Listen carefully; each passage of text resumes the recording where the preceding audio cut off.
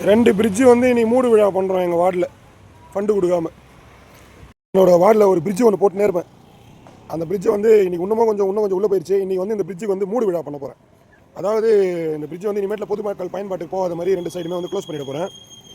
என்னென்னா இதை வந்து பார்த்துட்டு ப்ரொசீட் பண்ணுறேன், ஸ்டெப் எடுக்கிறேன்றாங்க. ஆனால் வந்து ஊந்ததுக்கப்புறம் ஸ்டெப் எடுக்கிறதுக்கு முன்னாடி ஒரு ப்ரிகாஷனரியாக அதை மூட போகிறேன். ஏன்னா இது நான் பல தடவை போட்டு இதில் நிறைய பேர் என்ன தெரியுமா ஒரு காமெடி பண்ணுறானுங்க. சார் இப்போ வந்து போன 5 வருஷம் என்ன பண்ணி போன 5 வருஷமாக அது உயிரா மாதிரி இருந்துச்சு. இப்போ பெயர் அந்த 2 மழைக்கு தான் வந்து உயிரா மாதிரி இருக்குது. இப்போ இன்னும் கொஞ்சம் ஓவராக உயிரா மாதிரி இருக்கிறதுனால இதை மூடுறோம்.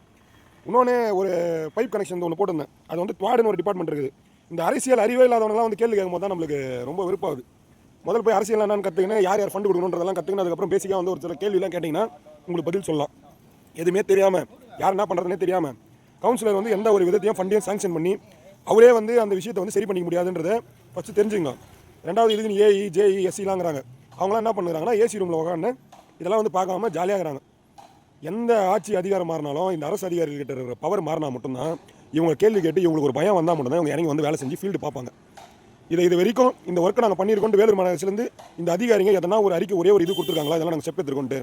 ஏன்னா அவங்களுக்கு யாருக்குமே பதில் சொல்லணுன்ற அவசியமே கிடையாது.